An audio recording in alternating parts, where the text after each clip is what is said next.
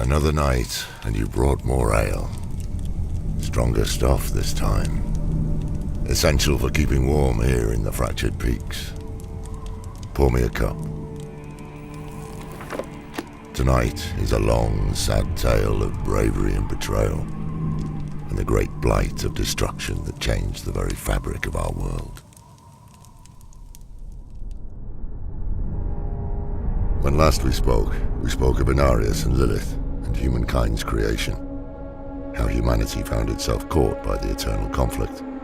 A battle that does not belong to humankind, but one we must fight nonetheless.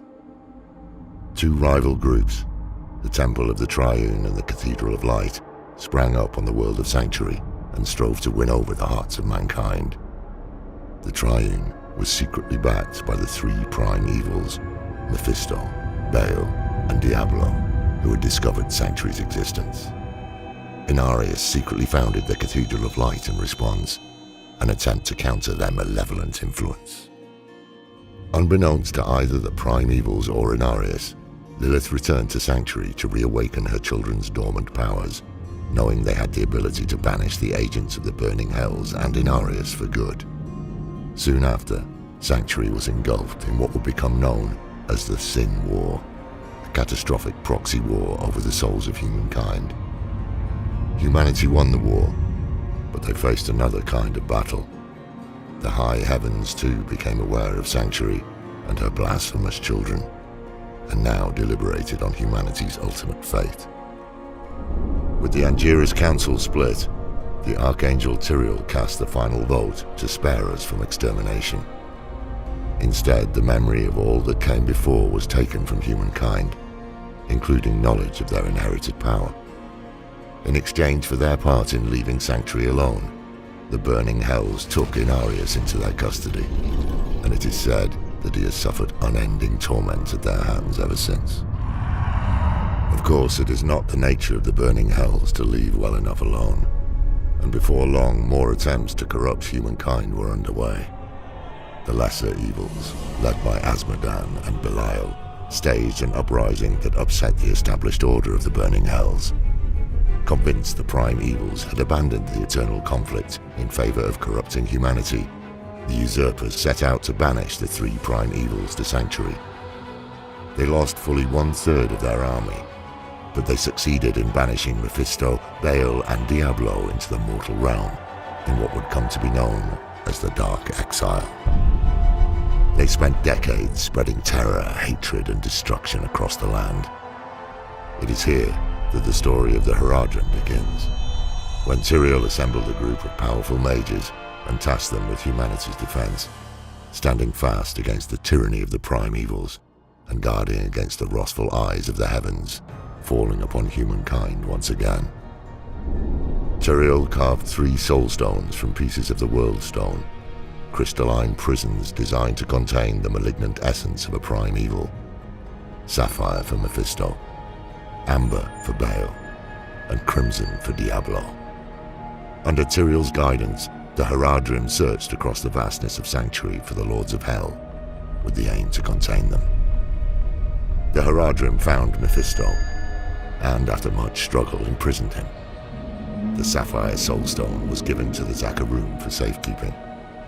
They also battled Baal, but in the process the Soulstone intended for him was shattered.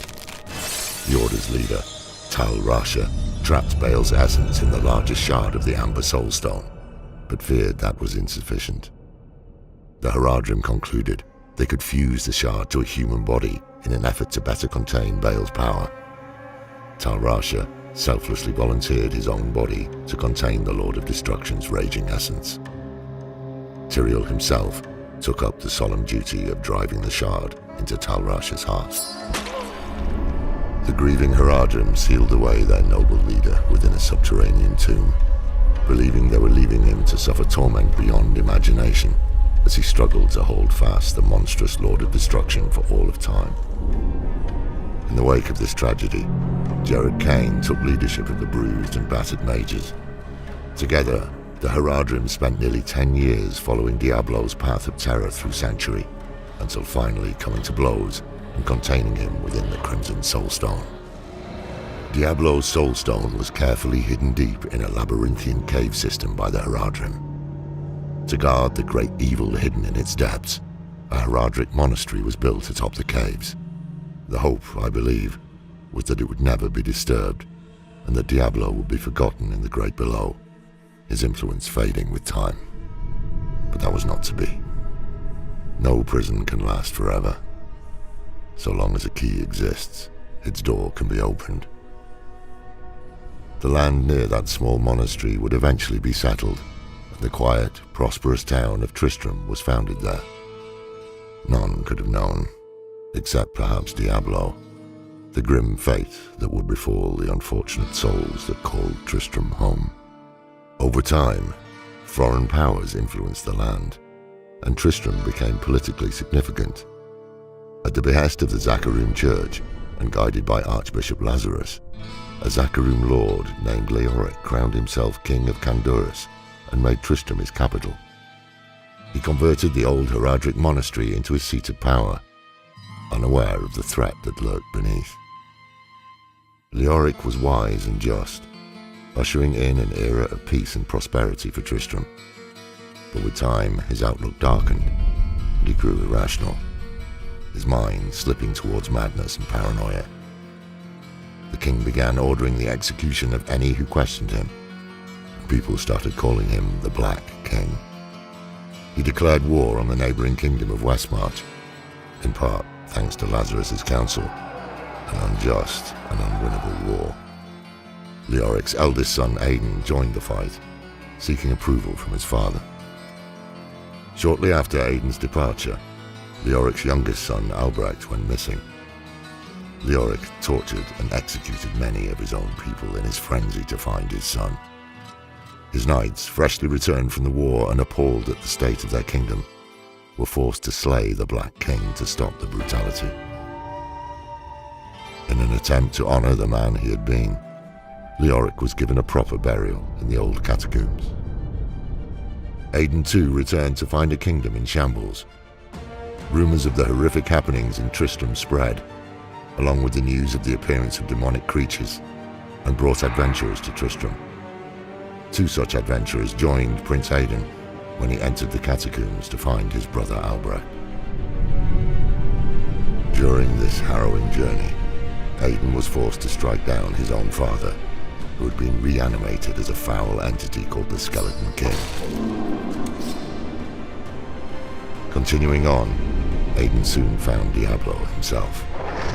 After a great battle of fire and steel, the Lord of Terror was defeated. But this ending is not a happy one. For Diablo had twisted young Albrecht's body into his own demonic form. In slaying the demon, Aidan had slain his younger brother. Distraught, Aidan pulled the soulstone from Albrecht and plunged it into his own body. In the weeks that followed, Aidan would seek comfort with a local witch named Adria. Slowly succumbing to Diablo's influence, Aidan eventually traveled east from Tristram and became known as the Dark Wanderer, set on liberating Baal and Mephisto. As the Dark Wanderer traveled east, a new group of adventurers arrived in Tristram. They rescued Deckard Cain from the ruins of Tristram, who implored them to give chase. Soon the party found themselves taking part in a dangerous pursuit of the Lord of Terror.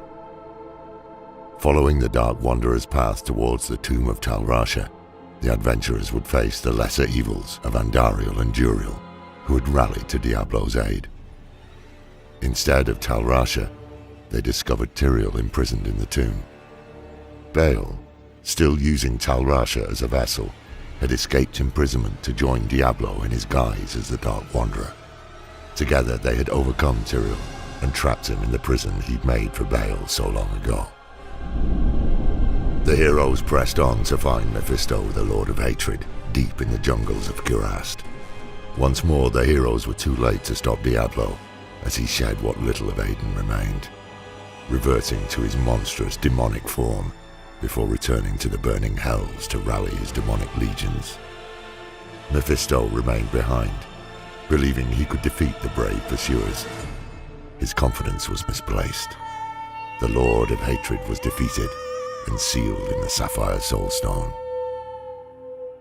The heroes followed the Lord of Terror into the burning hells, thinking only of Sanctuary and not the grim fate that likely awaited them there. At Tyrael's request, the heroes confronted the corrupted angel Isuel on the Plains of Despair. In slaying him, the heroes freed Isuel's spirit, and he informed them that the prime evils knew how to corrupt the Soulstones. With this information, Cain sent the heroes to the Hellforge to destroy the Sapphire Soulstone, in the hopes that this would prevent Mephisto from manifesting in this world ever again. Once there, they had to defeat a demon called Hephasto the Armorer, a towering monstrosity with wide horns. His powerful arms strengthened by thousands and thousands of strikes with his Hellforge hammer against the anvil. After successfully destroying the Sapphire Soulstone, the heroes traveled deep into the wastes of the burning hells to face the Lord of Terror himself. They fought a fierce, pitched battle against increasingly dire odds deep in Diablo's own realm. But the heroes fought and defeated Diablo. They pulled the shard from Diablo's head, trapping his essence inside, and returned to the Hellforge to destroy it as well. With this momentous achievement, only Baal remained to threaten Sanctuary. Unfortunately for us, even one prime evil can unleash inconceivable devastation. As the heroes struggled with Diablo in Hell, Baal, Lord of Destruction, set his demonic army on a course to Mount Arreat, annihilating all in his path on the way to his prize, the World Stone. Survivor accounts describe the prime evil atop his litter, surveying the barbarian city of Secheron with ravenous malice and an insatiable lust for carnage. His vision for Sanctuary was a wasteland stained with blood. It is both humbling and horrifying to know how close he was to achieving that goal. Thanks to the bravery of the barbarians in the town of Haragath at the base of Mount Arreat, Baal's army was temporarily repelled, buying time enough for reinforcements and the heroes that had slain Diablo and Mephisto to arrive. They fought their way through Baal's army, up the mountain, and finally into the very heart of Sanctuary, the World Stone Keep. Though our heroes ultimately defeated Baal, they could not stop his poisonous malice from infecting the World Stone.